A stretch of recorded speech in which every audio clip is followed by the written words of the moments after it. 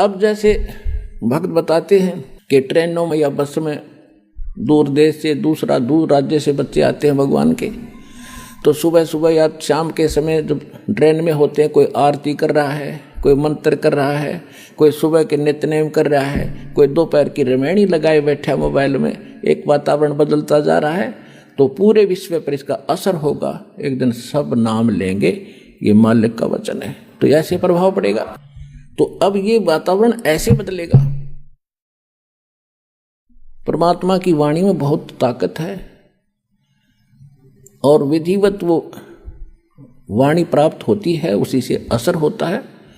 सब यानी अधिकारी से लेकर जो नाम जाप किए जाते हैं उनको आप भी असर होगा और वातावरण के अंदर ये बहुत प्रभाव पड़ेगा।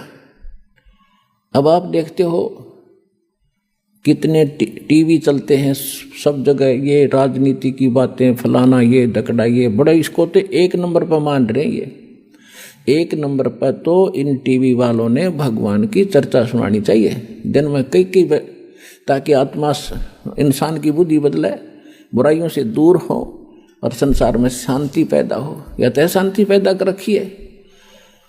अब फिल्मों में देखते हैं, विवाह करते हैं जब, इतनी बड़ी बारात दिखाओगे और 1 किलोमीटर से बाजे बजाने वाले तुर तुर करते, तो आम आदमी की भी वाई वृत्ति होती जा रही है।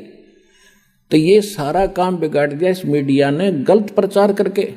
ये प्रचार करे भगवान का, सुबह उठते सब देखें, किसी टाइम भी टीवी लावे, जब मालिक की चर्चा पावे तो एकदम परिवर्तन होगा पूरे विश्व में। ऐसे ये तो होना ही है, क्योंकि भगवान ने ये इंस्ट्रूमेंट बनवाए न्यू हैं। ये कितने दिन इनमें दुरुपयोग करेंगे उसका समय आने दो। जनता जागेगी जब इनको कहेंगे भाई ये नहीं, अच्छी बात चलाओ, इसमें बच्चों पर अच्छा असर पड़े, माँ बाप पर भी अच्छा असर पड़े और सारे संसार में एक सद्भावना उत्पन्न हो, तो वो समय तो आएगा। क्योंकि ये बनवाए इसलिए है परमात्मा ने। नहीं 10 साल पहले कितने ना थे, ये 15 साल पहले। अब इसलिए दाता ने इंस्ट्रूमेंट, मोबाइल, इनके अंदर ये मेमोरी कार्ड, इसमें 20-20, 40-40, 100 घंटे के सत्संग सुन लो, डाल लो, नए सुनो दिन में मंत्र। न अनपढ़ आदमी सुन लो, कान का ला कर लीड, दूसरे नहीं ना पता चला के बोल रहे के सुनाइयो। सफ़र करते हो बस में, कान में लीड लगा ली, मंत्र शुरू कर दिया अपना, ना पड़ोसी ने मेरा के कर रहा है, और कितना लंबा सफ़र हो, मिनटों में जाओगा। और उस समय जब नाम नहीं है तो क्या देखता जाओगा, यूँ क्यों आ गया, वो देख खड़ा है, झांकी में देखे जा। अब भक्ति देखो, भगवान देखो, भक्ति करो, पीछा छूटेगा ऐसे। अब हम आते हैं अपने मूल सत्संग पर। अब जो प्रसंग चल रहा है कि यहाँ इस काल ने हमारे को विवश कर रखा है, जीव के बस का नहीं। अब ब्रह्मा जी के अंदर से एक ऐसी तरंग निकल रही है, ऐसी किरण निकलती है जो प्रत्येक जीव को प्रभावित किए हुए, तो विवश हुआ है वो ऐसा करता है। अब जब प्रसंग चल रहा था कि ये परमात्मा कहते हैं वो मोक्ष उस साधना से होगा, वो हठ योग नहीं है।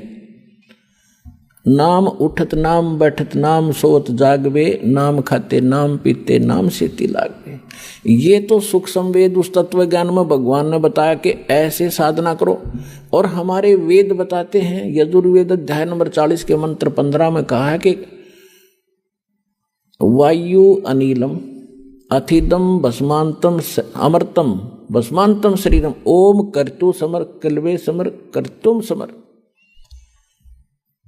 परमात्मा की जो भक्ति है, ओम नाम का सिमरण करो, काम करते करते करो, विशेष कसक के साथ करो, और मनुष्य जीवन का मूल उद्देश्य जानकर ओम नाम का जाप करो। और ओम नाम के जाप से जितना मोक्ष होना है वो इस विधि से प्राप्त होगा। और ये सुख संवेद बता रहा है। हठ योग तो किसी वेद में नहीं, गीता में नहीं।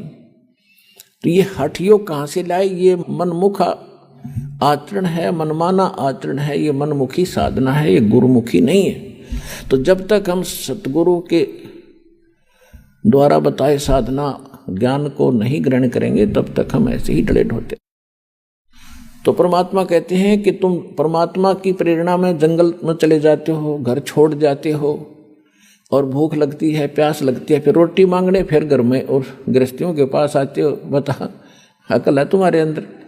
अब घर में सारी सुविधाएं हैं, मकान है, झोपड़ी है, छोटा है, बड़ा है, जैसा तेरी किस्मत में, और नाम मिल गया, काम भी कर रोजी रोटी के लिए और भक्ति कर।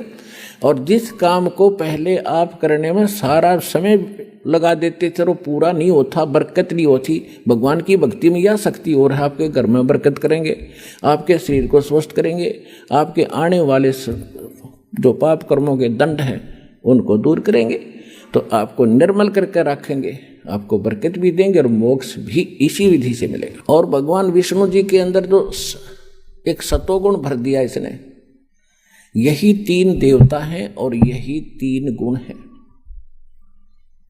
जैसे मिर्च का गुण बना दिया कि वो तो मुंह फूकेगी और छोंक लगेगा, छींक आवेगी। अब जैसे रसोई में छोंक लगाया जाता है, ये भगवान रहते हैं ऊपर तीनों आप अपने लोकों में, विष्णु विष्णु लोक में, शिव जी शिवलोक में, ब्रह्मा जी ब्रह्मा लोक में। और वहाँ से ही ये 3 लोकों के ऊपर इनके अंदर से निकल रही वो रेंज, वो किरण, वो तरंग हमें प्रभावित कर रही है, तीनों लोकों के प्राणियों को, स्वर्गलोक, पृथ्वीलोक और पाताल लोक। अब जैसे रसोई में छोंक लगा रहे हैं मिर्चों का, और अलग कमरों में बैठे अन्य व्यक्तियों को भी छींकें आनी शुरू हो जाती हैं। मूल वस्तु, साकार वस्तु तो रसोई में, उसके निराकार उस तरंग ने जाकर वहां विचलित कर दिए, वो छींक उनके बस की नहीं रोक दे। तो इसी प्रकार इन तीनों भगवानों से निकल रहे तीनों गुणों का प्रभाव आपके ऊपर है, जीव के बस का नहीं कि आप इनसे बच सको। इसको बचने का तरीका है, इसकी एंटीबायोटिक बताई भगवान। वो क्या है कि डेरे डंडे खुश रहो और खुश रे लहे न मोक्ष। ध्रुव प्रहलाद भी जब उधर गए तो फिर गृहस्थी में क्या दोष। यानी आपको फिर भी क्लियर करते हैं कि गृहस्थी का तात्पर्य ये नहीं है कि कोई ब्याह करवाना गृहस्थी हो है। ब्रह्मचारी रहो या गृहस्थ में रहो, घर में रहो यानी करके खाओ, करो और भक्ति करो। कर्म सन्यासी नहीं होना चाहिए, कर्म योगी बने रहो। जैसे हमारे यहाँ भक्त रहते हैं जिन्होंने कईयों ने शादी नहीं करा रखी, तो वो कर्म योगी हैं, यहाँ कर्म सन्यासी नहीं है, वो भी गृहस्थी है समझ लो। यहाँ सबकी सेवा करते हैं, अपना भक्ति भी करते हैं और साथ में अपनी सेवा भी करते हैं। तो इसी प्रकार भक्ति इस मोक्ष होगा इस मंत्र से जो दास के पास है और इस सिमरण से। चाहे वो गृहस्थी शादी शुदा करो और चाहे ब्रह्मचारी करो, दोनों का मोक्ष इसी से होगा। चाहे खुश रे करो, इजड़े करो, वो भी मनुष्य, वो भी पार होंगे। पर यह वृत्ति बदले, जब बात बने तो ज्ञान से सत्संग सुने तो सबको असर होगा। तो प्रसंग जो चल रहा है उस पर आते हैं। जो परमात्मा ने बताया काल को कि तूने ऐसा जुल्म कर दिया, हाहाकार मचा रखी, और मैं इनको जाकर ज्ञान बताऊंगा। तो एकदम भयंकर होकर मुझे मारने के लिए दौड़ा धर्मदास, परमात्मा बता रहे हैं। और मैंने श्वास का सिमरण कर दिया, सतनाम का सिमरण किया, और उस सिमरण के ताकत से वो इतना कंडम हो गया, ऐसी स्थिति होगी, ऐसा गिर गया पृथ्वी पर जैसे पक्षी की पांख कट जाया करें, वो उड़ नहीं सकता और पड़ा पड़ा फड़फड़ा रहा होता है। अपने आत्माओं परमात्मा उन्होंने तो कोई ज़रूरत नहीं थी सिमरण समरण करने की, वो तो मालिक है। लेकिन हमें ये सतर्क करना चाहते हैं कि जिस समय आपके ऊपर कोई भी आपत्ति किसी प्रकार की आ जाए, चाहे कोई आध्यात्मिक है या संसारिक है, उस समय आपको प्रथम मंत्र मिला है तो प्रथम मंत्र का सिमरण शुरू कर दिए, जाप करिए। द्वितीय मिला है तो द्वितीय का शुरू कर दीजिए। सारनाम मिला है तो वो सारनाम और सारा मिला करके जो बनाया गया है उसका जाप कीजिए, तो आपके ऊपर तुरंत उसका प्रभाव हट जाएगा। कोई भी किसी प्रकार का संकट आप पर आए, यदि आपकी मर्यादा सही होगी, आपका कनेक्शन पावर ठीक होगा, यानी काम नाम खंडित नहीं होगा, तो आप पर वो कोई प्रभाव नहीं डाल सकता। अब वो उस माध्यम से परमात्मा हमें सतर्क कर रहे हैं कि कभी तुम्हारे ऊपर ऐसी आ भी जाती है आपदा तो तुरंत मालिक ने याद जरूर करी इस मत स्मरण के माध्यम से। फिर देखियो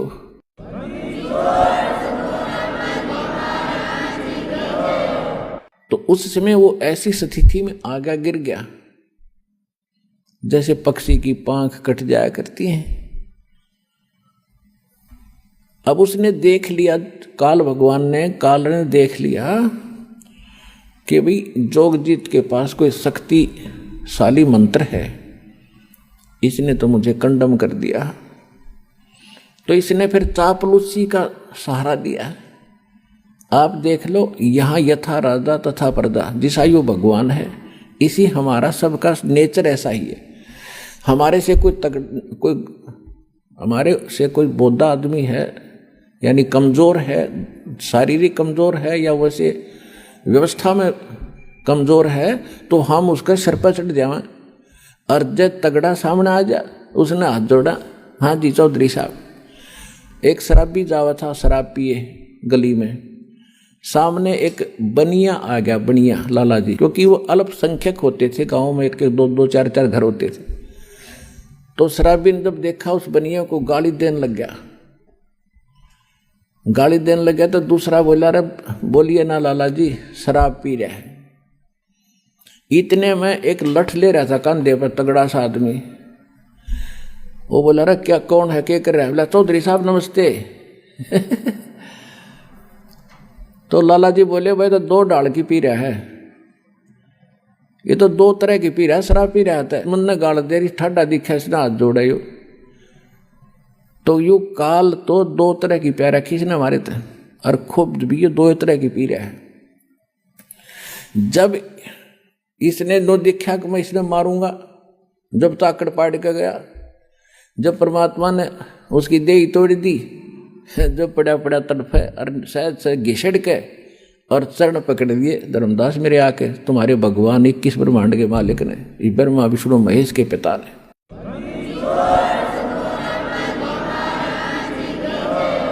और बुरी तरह रोए, तू मेरा बड़ा भाई, मैं तेरा छोटा भाई, छोटे तो गलतियाँ करा करते हैं, बड़े तो माफ़ी करा करते हैं, आप मुझे क्षमा कर दो, मैंने तो वैसे भाई जान कर आपके साथ लड़कपन कर दिया है, माफ़ कर दो, मैं तो आपको भगवान पिता के समान मानता हूँ, मुझे क्षमा करो। जो बुरा हाल कर दिया, जब मैंने कहा ठीक है, फिर कहता है मुझे कुछ, आप नीचे जाओगे? कहाँ जाऊँगा भाई, मेरे को आदेश हो गया, मैंने जाना पड़ेगा, बस की बात नहीं। तो एक काम करियो, क्या कुछ मेरी कुछ डिमांड है या पूरी करियो पहले। परमात्मा बोल के, क्या डिमांड है तेरी? इसने कहा कि नो नहीं, वचनबद्ध हो जाओ। परमात्मा बोले ठीक है, वचनबद्ध हो गया। मांग क्या मांगता कि 3 युगों में, सतयुग, त्रेता, द्वापर में, और जीव थोड़े ले जाना। यदि आप सारे जीव अभी ले जाओगे तो मैं भूखा मरूंगा, मैं क्या खाऊंगा, मुझे तो श्राप लगा हुआ है। परमात्मा बोले श्राप भी तो तेरी बकवादों से लगा होगा, तेरे मारने चला टक्या नहीं, ये भी दुखी कर दिया आत्मा। 3 युगों में जीव थोड़े ले जाना, और चौथा युग जब कलयुग आवे, तब तो शरण जीव बहु जावे। ऐसा वचन हर मोय दीजे, तब तुम गवन संसार ही कीजे। कि हे भगवान, हे परमात्मा, मुझे आप ऐसा वचन दो और फिर तुम नीचे जाना। क्या मांगा इसने? एक तो ये मांगा था कि 3 युगों में जीव थोड़े ले जाना, और चौथा युग जब कलयुग आवे, उस समय कितने ही जीव ले जाना। और दूसरी प्रार्थना ये की थी कि दाता, आप जोर जबरदस्ती ना करना, अपना ज्ञान सुना के, और जो आपके ज्ञान को स्वीकार करे हृदय से, वो आपका हो और शेष मेरे रहें। तो परमात्मा को पता था कि ज्ञान इनको हो जाएगा, फिर यहाँ रहेंगे कैसे, ज्ञानित कराऊंगा इनको जाकर चौथे युग में। तो परमात्मा ने कहा ठीक है, यह भी मान ली तेरी प्रार्थना। फिर क्या कहा कि त्रेता युग में मेरा एक अंश जाएगा, रामचंद्र नाम होगा, राजा दशरथ के घर जन्म होगा, और उसके प्रारब्ध में ऐसा लिखा हुआ है कि उसकी पत्नी को एक राक्षस उठाएगा, लंका में ले जाएगा, और उस समय उससे छुड़वाने के लिए उसको पुल की आवश्यकता पड़ेगी समुद्र पार करने के लिए। आपके बिना ये काम दाता कोई नहीं कर सकता, या दया करियो। परमात्मा को पता था कि यह आत्मा तो मेरी है, रामचंद्र भी यूं तो ठेकेदार बन रहा है। अपने आत्माओं जैसे आपका कोई पुत्र या पुत्री है और कोई रोगी है आज के दिन किसी कारण से, मान ले देखो सत्संग ये ऐसा सत्संग है, इसमें सारे पॉइंटों पर हिंट देने पड़ते हैं, हर तरह के भगत होते हैं। अब जैसे यहाँ अधिकतर रोगी आते हैं, क्यों काल ने सत्यानाश कर दिया, भक्ति खत्म करवा दी, पिछले पुण्य खत्म हो लिए, आगे भक्ति इनके पास थी नहीं, माथा टेक टेक उन चौराहे वाली माताओं पर बैठा लिया। अब सब रोगी हो गए, किसी को कोई हानि है, कोई मेंटली डिस्टर्ब है, किसी को कैंसर है, किसी को हाहाकार मात्री। तो भक्ति की शक्ति बिना शरीर चलेगा कैसे, ये मट्टी है। तो अब जैसे यहाँ आते हैं और कति लास्ट स्टेज पर मृत्यु के निकट है, यदि सच्ची श्रद्धा से सच्चे दिल से समर्पित होकर भक्ति करेंगे तो कति ठीक करेगा, गारंटीड बात है, स्वस्थ होंगे यदि नीत भक्ति की होगी तय।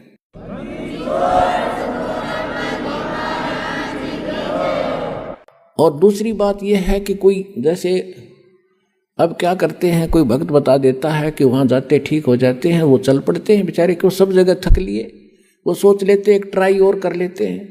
तो ट्राई करने आने वाले को यहाँ राहत नहीं मिलेगी। हाँ, यहाँ समर्पित होकर ज्ञान सुनकर आवे, और चलो ट्राई करने आ भी गया तो हमारे नियमों का फॉलो करे जो हम यह बताते हैं। फिर देखना रोज चांदना देगा परमात्मा, जैसे दीपक में तेल डाल दिया जाता है, ऐसे राहत मिलेगी आपको। यहाँ भगवान है, समर्थ सर्वशक्तिमान कबीर साहब की शक्ति है यहाँ पर।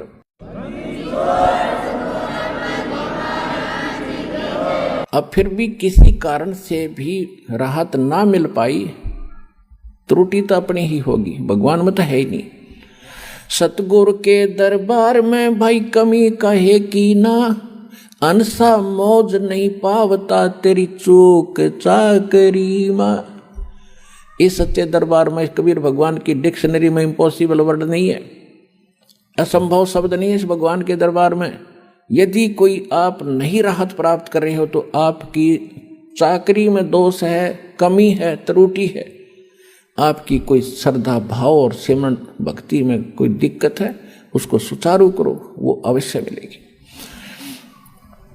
अब कहने का भाव ये है कि अब जैसे किसी का बाप बीमार है, 70 साल का हो गया, और नाम ले लिया उसने, दुखी गणा था, दीक्षा ले ली, राहत तो मिलती है, लेकिन फिर भी किसी कारण से त्रुटि रह जाती है, कोई नियम खंडित कर देते हैं, आदत छूटती नहीं। काल ने तो यही तक नाश कर रखा है कि इनको सुख नहीं हो, दुख हो जितना हो, नाम ले जाते हैं। और बहुत से भक्त ऐसे आते हैं जी कति ठीक हो गया था और इसने बीड़ी पी ली, क्यों माड़ी रात होगी, वो बकवाद फिर भागी और फिर वही स्थिति होगी। तो भाई ऐसे व्यक्ति को यहाँ कोई स्थान नहीं है। अब भगवान नहीं सुनेगा ऐसे व्यक्ति की, दोबारा नाम लो और फिर ठीक हो जाएगा, आगे नियमित रहना। इस कारण से वो कोई नाम खंडित करने से मृत्यु भी प्राप्त हो जाती है। अब हम तो रो रहे हैं कि हे भगवान यू क्यों मर गया, क्योंकि हमारा पिता था या हमारा पुत्र था, हम तो एक सुख के ठेकेदार बने। वो तो आत्मा तो उस परमात्मा की थी, उस परमात्मा की आत्मा है, और उसको नाम दे दिया तो उसको मनुष्य जीवन मिलेगा। इस नाम का एक बार भी जाप करके जो दास प्रथम मंत्र देता, और यदि शरीर छूट गया तो मनुष्य जीवन गारंटीड है, भक्ति मिलेगी। और इस अनमोल अमृत को बचा कैसे रखा था, छुपा क्यों रखा था, इसलिए रखा था कि ये जरूरत है इसकी। पहली बात तो स्वस्थ करेगा, और इस सज्जन में मोक्ष करने की चेष्टा करेंगे परमात्मा। फिर भी क्योंकि घड़ा बिगड़ा हुआ काम है सारा, कोई न कोई त्रुटि हुए बिना रहती नहीं, किसी कारण से मृत्यु भी हो जाती है तो उसका तो भाग जाएंगे। दोनों हाथों में लाडू, सतलोक आसन बरवाड़ा में आपके। जब स्वस्थ हो गया तो भक्ति इस जीवन में करियो, और जब मृत्यु होगी किसी कारण से तो नेक्स्ट जीवन 10वें महीने आ लेगा अपनी माँ की गोदी में, यहीं पर नया कपड़ा पहन के।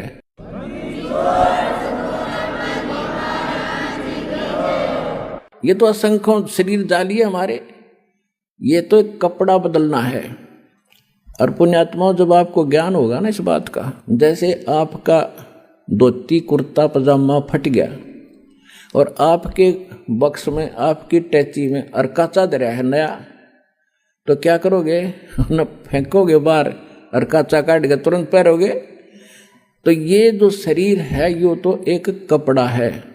अगर ये खराब हो गया तो इस मंत्र से मोक्ष से पहले भी अगर खराब हो जाता है तो नया तैयार रखा आपका टैची में, पैर के तुरंत आ लोगे यहीं पर और पार हो जाओगे। इसको ज्ञान समझना, ये कोई डूम बाट के गीत नहीं, कोई रागनी बनानिया की रागनी नहीं, ये कोई फिल्मी लोगों की बनाई हुई दंत कथा स्टोरी नहीं, ये परमात्मा का दिया अध्यात्म ज्ञान है और इसको 100% सत्य है और आप भी इसको सत्य मानना।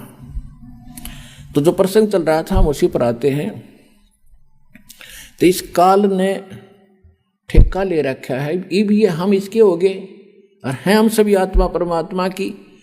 तो उसने ये प्रार्थना की थी कि मेरा पुत्र जाएगा विष्णु रामचंद्र रूप में, और वहाँ पुल की जरूरत पड़ेगी जब रावण सीता ने ठावेगा, आप दया करियो।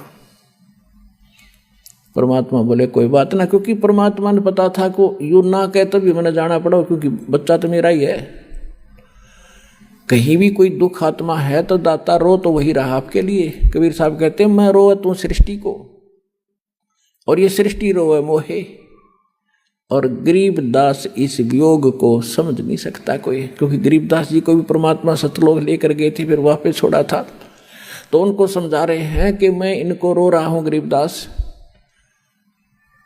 कि तुम मेरे बच्चे हो, मेरी भक्ति करो, तुम्हें यहाँ भी सुख दूंगा और सतलोक ले चलूंगा जहाँ तुम सदा सुखी रहोगे, मृत्यु नहीं होगी तुम्हारी। और ये मुझे खोज रहे हैं भगवान है संकट मोचन, संकट मोचन है। बता, हनुमान जी ने संकट मोचन मान्या करते हम होते।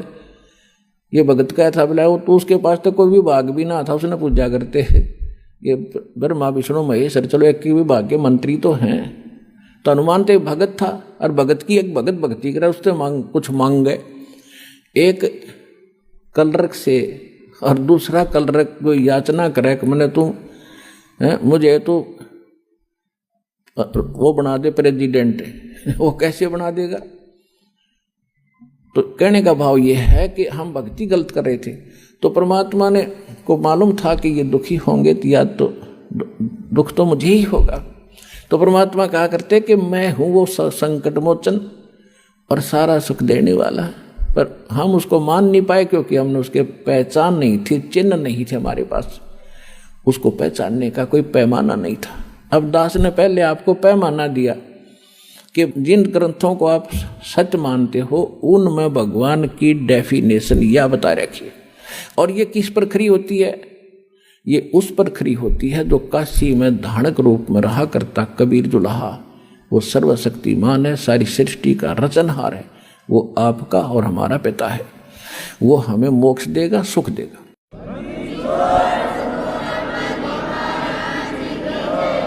फिर क्या किया उसने? तीसरा प्रश्न ये किया कि परमात्मा द्वापर युग में मेरा पुत्र जाएगा वही, और उस समय कौन जाएगा? श्री कृष्ण यानी विष्णु जाएगा, और वहां एक मंदिर बनवाना चाहेगा अपना जगन्नाथ के नाम पे, और उस जगन्नाथ के मंदिर को समुद्र नहीं बनने देगा। क्यों नहीं बनने देगा? उसका आगे कारण बताएंगे। तो उसको आप बचाना। परमात्मा बोले तथास्तु, और बोल के मांगे। तब काल ने कहा था अब जब उसके सारे मांग पूरी होगी, और तब फिर बदल गया, आंखें खड़ा हो गया।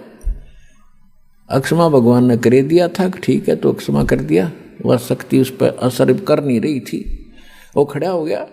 खड़ा होकर न्यू कहता जाओ जोग जीत संसारा। न्यू बोला चौथे युग में ऐसा कर दूंगा इन प्राणियों को, ये भक्ति योग नहीं छोड़ूंगा, और ना जाने कितने इनके विभाग कर दूंगा, अलग अलग मजहब धर्म बना दूंगा, अपने दूत भेज के इनको गलत ज्ञान से रंगवा दूंगा। और एक और प्रार्थना की थी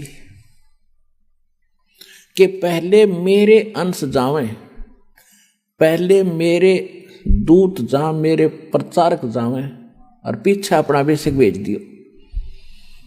अब वो सियाना बना था कहते इनका पहले चला जा, सारी ये बात बता दे, मेरे वाले की कोई सुने हो नहीं। परमात्मा ने पता था कि ये इतने भले ना है कि मेरे वाले की जल्दी सी मान लेंगे तो कहा था ठीक है पहले तेरे चले जाएंगे, खूब या भी तेरे को छूट दे दी। फिर ने बोला जाओ जोग जीत संसारा, जीव न माने कहा तुम्हारा। क्या कहा कि अब मैं क्या करूँगा, अपने दूतों के माध्यम से अपने संत भेज के और सबको उल्टा पाठ पढ़वा दूंगा, गलत ज्ञान प्रचार करवाऊंगा, देवल मंदिर तीर्थ पत्थर पुजवान में इन्हें दृढ़ कर दूंगा। और ये जब तुम्हारा आएगा पीछे से कोई हंस, तब परमात्मा ने कहा था कि चौथा युग जब कलयुग आवे तब हम अपना अंश पठावें, तब मैं अपना एक अंश अपना दास भेजूंगा। तब काल ने कहा था कि बेशक भेज देना, उस समय तेरे उस दास की, तेरे भेजे हुए संदेश वाहक की कोई नहीं सुनेगा, और मेरे वकील बनेंगे। इतना अज्ञान से ठोक दूंगा उनको कि मेरी ओर हो करके तेरे साथ वाद विवाद करेंगे वो, और एक नहीं मानेगा। और बेशक आज ही कलयुग में कहा था कि जाओ जोग जीत संसारा, जीव न माने कहा तुम्हारा, जीव तुम्हारा कहा न माने, हमारी ओढ़ हो, हमारी ओढ़ होकर बाद बखाने, यानी वाद विवाद करेंगे तुम्हारे साथ। तो परमात्मा ने कहा था कि आप अपना काम करियो, अरे हम अपना करेंगे। परमात्मा को पता था। धर्मदास जी ने कहा कि दाता हे भगवान, आपने इतनी छूट क्यों दे दी उसको।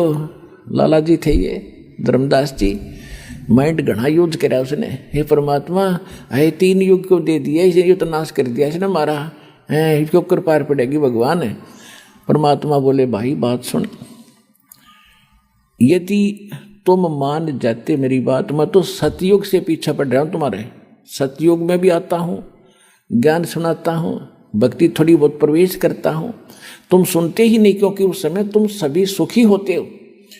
और जैसे सतयुग त्रेता द्वापर में ये अच्छी आत्माओं के जन्म होते हैं, फिर धीरे धीरे उनकी पुण्य खत्म होते चले जाते हैं। अपन आत्मा जो अध्यात्म ज्ञान इतना है कि इसको समझाने में भी बहुत समय लगता है। समझने में तो बहुत टाइम लगेगा, क्योंकि आप तो पहली बार सुन रहे हो। जो पुराने भक्त हैं वो तो शीघ्र समझ जाते हैं, उनके लिए भी एक बहुत इंटरेस्टिंग और नया नया ज्ञान भी और भी होता है साथ में। तो इसमें जो बहुत से प्रकरण होते हैं कि जैसे अब ये तीसरा युग, अब ये है कलयुग की पिछली पीढ़ी, अब इसमें ये सब मंत्र सार्वजनिक कर दिए और सब पार होंगे जब नियम में रहेंगे। तो ये भगवान का वचन है, पूरा विश्व पार होगा। और लास्ट में जब भक्ति मतलब कुछ रह जाएंगे नहीं पार हुए, तो वो भी लाखों करोड़ों की संख्या, अरबों की संख्या होगी। जो नाम ले लेंगे मोक्ष नहीं कर पाओगे, क्योंकि उनमें ऐसा परिवर्तन हो जाता है, कुछ करनी में फर्क पड़ जाता है। तो उनको उनके पास ये भक्ति धन तो जो का तू होगा, लेकिन पार ना हुए तो ये काल पकड़ेगा, इन्हें ऊपर ले जाएगा, ब्रह्मलोक में रखेगा या पूंजी समेत वो वहाँ रखेगा। तो जब वहाँ समाप्त हो जाएंगे, उसके पुण्य खत्म होंगे, फिर पृथ्वी पर पटकेगा उनको सतयुग में। अब मेन पुण्य तो वहाँ खत्म कर दिए, फिर भी बहुत से पुण्य उनके होते हैं जो मनुष्य शरीर में ही मिलते हैं। एवरेज में एक रेशो है, उतनी रेशो के पुण्य वहाँ देने ही पड़ते हैं। तो सतयुग में यही प्राणी जो आज इस ज्ञान से भक्ति युक्त होकर के रह जाएंगे, भक्ति धन युक्त होकर रह जाएंगे, वो फिर महास्वर्ग में होंगे। वही फिर पुनर्जन्म होगा, सतयुग में शुरू होंगे। वे आप कोई आज के नहीं हो। कहते हैं जो जन मेरी शरण है ताका हूँ मैं दास और गेल गेल लाग्या फिरूं जब तक धरती आकाश। आपके पीछे भटक रहा भगवान, पर आपने काल की भांग पी रखी है यहाँ की, और यह छूटती नहीं। कबीर ये माया अटपटी सब गट आण अड़ी, किस किस न समझाऊं या को भांग पड़ी। परमात्मा आपके लिए भटक रहे हैं। अब क्या कहते हैं कि सतयुग में इनका जन्म होता है, और ये भक्ति सभी ये काल की करते हैं, ये ज्ञान यहाँ दे ही रखा है, तो सभी भक्ति भी करते हैं और सुख भी हो रहे, क्योंकि सुख तो हो रहे थे उनके प्रारब्ध के पुण्यों के कारण, और वो मान बैठे थे कि हम जो भक्ति कर रहे हैं इससे ये चमत्कार हो रहे हैं। फिर वही आत्मा त्रेता में आ गई। त्रेता में फिर उनके और उनसे सतयुग से कम पुण्य कर्म रह जाते हैं, फिर द्वापर में, और त्रेता इस कलयुग में तक कति कंडेम हो लिया आपके पुण्य रहे नहीं। अब भक्ति वही आप कर रहे हो, आज भी कर रहे हो, अब क्यों ना लाभ होता उनसे? 3 युगों से करते आ रहे, वो ठाठ होते दिखाई देते उनके, क्योंकि वो आपके प्रारब्ध के पुण्य ही फल रहे थे। इस भक्ति से आपको कोई लाभ नहीं हो रहा था। अगर वही भक्ति आज कर रहे हो, रामकृष्ण वही है, आप भी वही हो, और वो गीता और वेद है 5000 वर्ष से, तो ये है गीता तो। और आज क्या हालत होगी हमारी, साधना करते भी हैं फिर भी दुर्गति। तो परमात्मा को पता था कि धर्मदास ये सतयुग त्रेता द्वापर में इनकी करीम इनके पास होगी, और ये मेरी ना सुने कति, और मेरी ये जब सुनेंगे जब ये भक्ति भी करते होंगे नकली संतों से, और वहाँ लाभ होना ही नहीं इनको, और इनकी बिरान माटी हो लेगी ना जब ये मेरी मानेंगे, या हो लेन देख वे इनकी। तो आज वह बिरान माटी हम की हो चुकी है, और अब हम भगवान पहचानेंगे। और जब ये मेरे पास आवेंगे और मेरे दास के पास आएंगे और आशीर्वाद पाएंगे या भक्ति करेंगे, इनको फिर उबार लूँगा और पार कर दूंगा। तो इसलिए ये समय मालिक ने नो सिलेक्ट कराया था।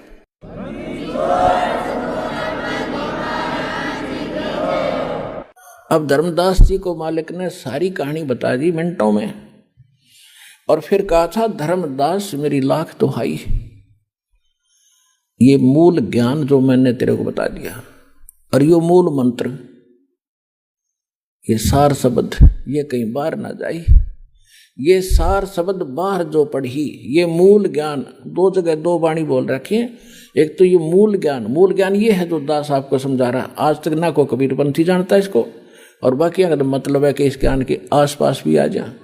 तो ये था मूल ज्ञान, और ये है मूल मंत्र, कंप्लीट कोर्स ये आपको दिया जा रहा भक्ति का। तो इसके विषय में कहा था धर्मदास मेरी लाख दुहाई, और ये मूल ज्ञान कई बार न जाए। मूल ज्ञान बाहर जो पढ़ी या बिचली पीढ़ी हंसनी तरही, ये वो बिचली पीढ़ी का समय है जो आज आपको सुअवसर प्राप्त है। और आप कोई छोटी आत्मा नहीं हो, क्योंकि आपको तो पता ही नहीं बच्चे हो, इस दास को इसका जानकार बनाया है। आप असंख्य युगों से मालिक के चरणों में लगे आ रहे हो, भक्ति करते आ रहे हो, लेकिन फिसल जाते हो, यहीं पर पार हो गए होते हो तो यहाँ क्या धक्के खाते हम। तो आपके साथ वो उसी समय से पीछे पड़ा हुआ है सतयुग त्रेता द्वापर में, और ईब आ गया वो कलयुग। जब परमात्मा आए थे सन 1398 से और सन 1518 तक, संवत 1455 से और संवत 1575 तक परमात्मा इस धरातल पर एक लीला करने आते हैं। वो उसी तरह लीला करते हुए रहे और यो ज्ञान भी दिया। तो वो थी प्रथम चरण कलयुग निर्याणा, तब मगर मांडो मैदाना। कलयुग का प्रथम चरण वो होगा जब मैं मगर से सशरीर एक लीला करूंगा, मगर में एक लीला करूंगा, वो तो प्रथम चरण।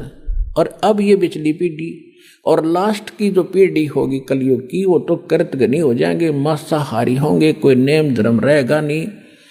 लास्ट की तो बहुत बुरी स्थिति बता रखी है सुख संवेद में, बहुत बुरा हाल हो जाएगा। तो अब ये है प्राइम टाइम मोक्ष कराने का और सतलोक जाने का, परमात्मा पाने का। और इस समय में आपको मानव शरीर और सतलोक आश्रम बरवाला जिला हिसार में आपका आना हो गया। पुणात्माओं, आज चाहे कोई ज्ञान से आ गया और चाहे कोई दुखी होकर आ गया यहाँ पर, जो आज कोई संकट निवारण के लिए आया है तो वो संकट आपके लिए वरदान सिद्ध हो गया और इससे आपका संकट भी दूर होगा और आपकी मुक्ति भी होगी। ये गिर पड़े रहे शरण में।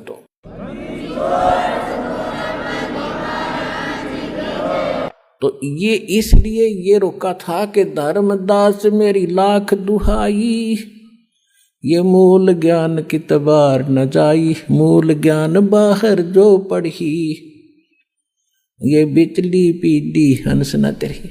ऐसे ही परमात्मा मिले थे आदरणीय मुल्कदास जी को, आदरणीय दादू साहब जी को, आदरणीय नानक साहिब जी को, आदरणीय गरीबदास गांव छुरानी जिला जज्जर हरियाणा वाले को, आदरणीय गीसा दास साहिब जी गांव खेखड़ा जिला बागपत और उत्तर प्रदेश वाले को, आदरणीय स्वामी रामानंद जी काशी वाले को, और इन सब को प्रतिज्ञा कसम दिवा दी थी कि भाई अभी इस नाम को और इस ज्ञान को लिख दो चौपाई। अब चौपाइयों में क्यों लिखा?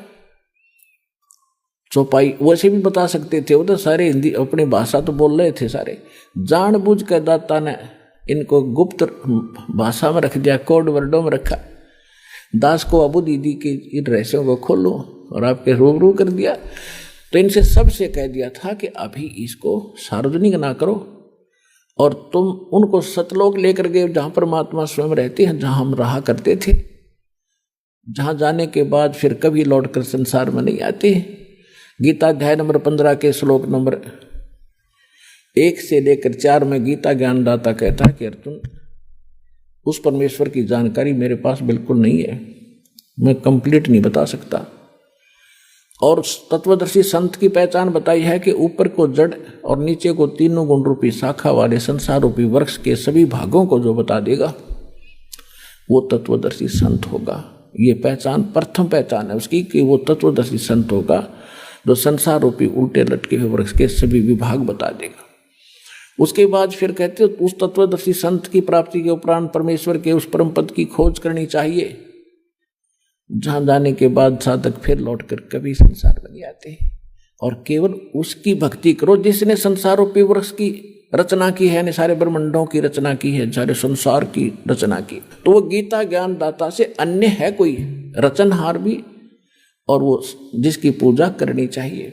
और अपनी सतिथि गीता ज्ञानदाता बताता है दूसरे अध्याय के 12वें श्लोक में, चौथे अध्याय के 5 और 9 श्लोक में और 10वें अध्याय के दूसरे श्लोक में कि अर्जुन तेरे और मेरे बहुत जन्म हो चुके हैं, तो नहीं जानता मैं जानता।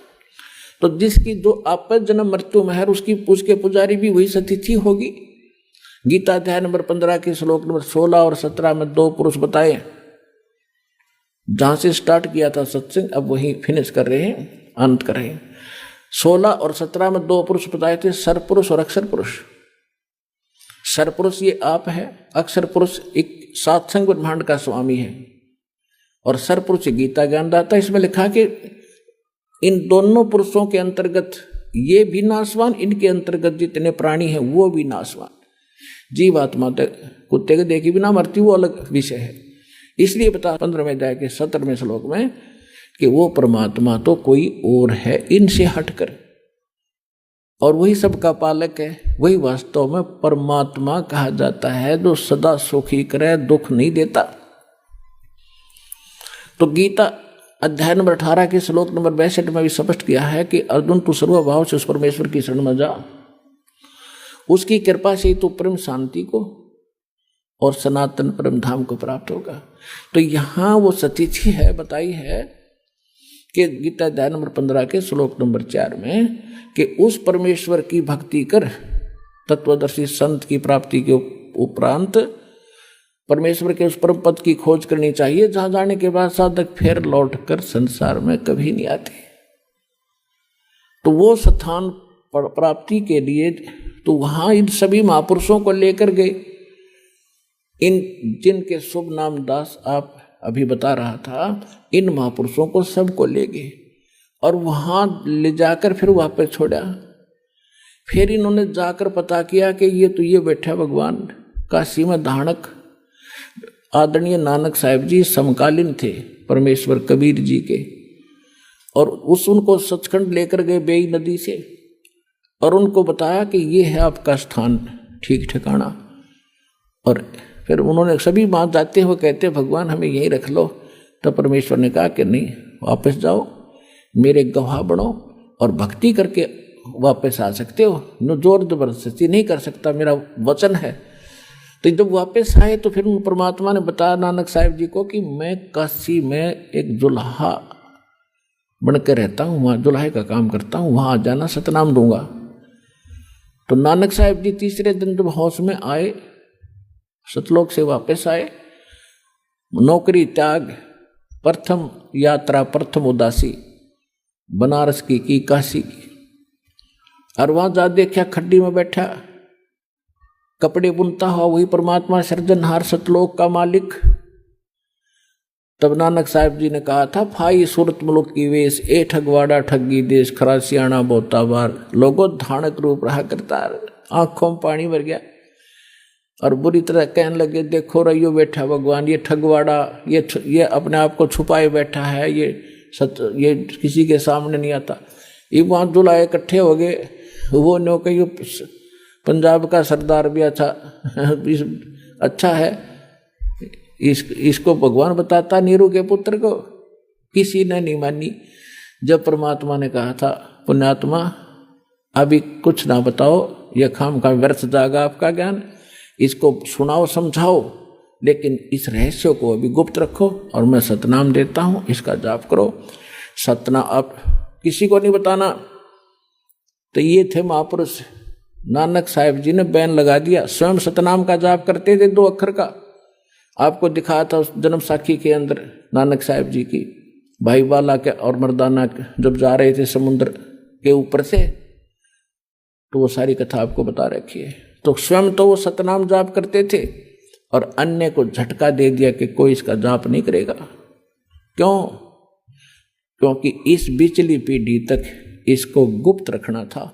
नित्य नकली संतों के काल के दूत राधा स्वामी से निकली हुई ब्रांचें, ओए होए, और जितने कुमार स्वामी रासाराम हृदय से ये दुनिया ने ठगन लाग रहे। आज इनके पास यही ज्ञान होता है, यही मंत्र होते, तो कैसे भिन्नता बताते आज दास आपको।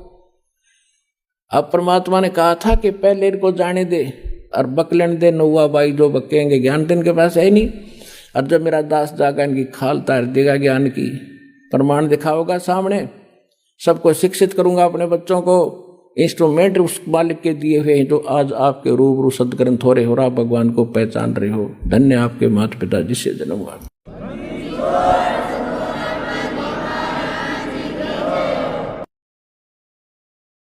परम पिता परमात्मा पूर्ण ब्रह्म सर्व सृष्टि रचनहार सबके जनक, संकट मोचन, कष्ट हरण, मंगल करण, ये कबीर परमात्मा की असीम रजा से आप सभी पुण्यात्माएं सत्संग सुनने के लिए सतलोक आश्रम बरवाला जिला हिसार हरियाणा में उपस्थित हुए। पुण्यात्माओं, आप देखते हैं कि कोई भी कार्य सफल करने के लिए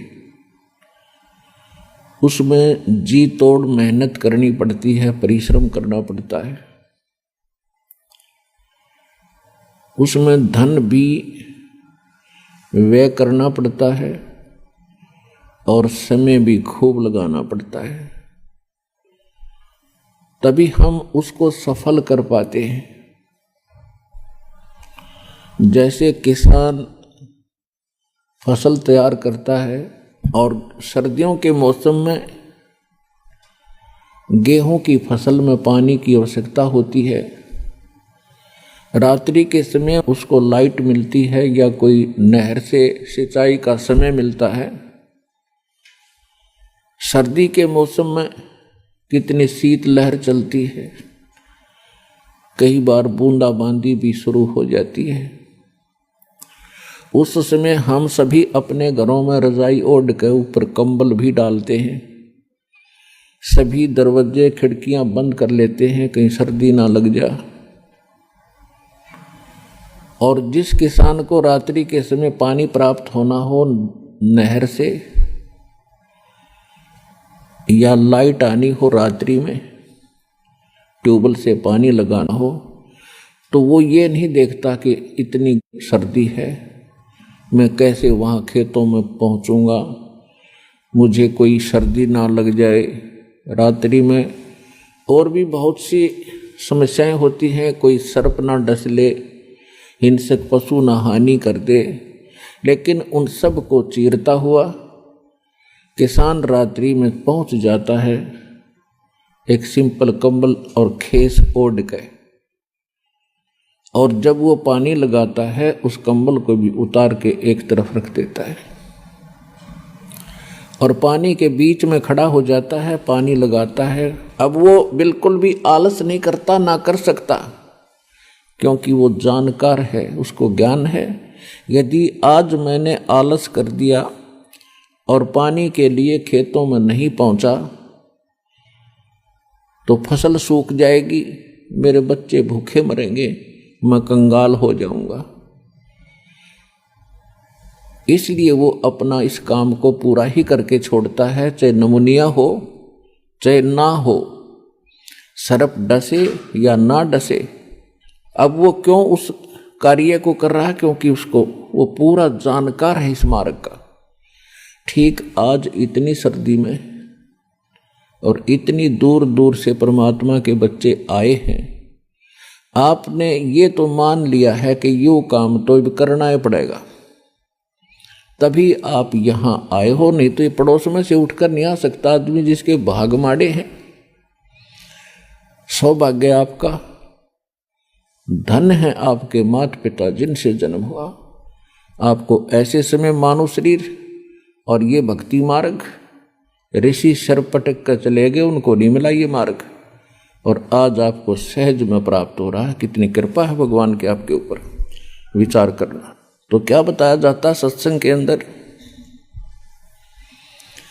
मानुष जन्म दुर्लभ है, मिले न बारंबार, जैसे तरवर से पत्ता टूट गिरे, भाई बोर न लगता डर। बंदे तू कर बंदगी, जय चावे दीदार, ये अवसर मानुष जन्म का, भाई बोरन बारंबार। मानुष जन्म पाए कर जो नहीं रट हरि नाम, जैसे कुआ जल बिना फिर बनवाया क्या काम। वो पृथ्वीपति चकवे गए, जिनके चक्र चलंत, ये रावण सरीखे कौन गुण, भाई ऐसे गए अनंत। राम रटत दारिद्र भलो, टूटी घर की छान, वो सुंदर महल किस काम के, जा भक्ति नहीं भगवान। राम रटत कोड़ी भलो, चू चू पड़े जो चाम, वो सुंदर शरीर किस काम का, भाई जा मुख नाही नाम। परमपिता परमात्मा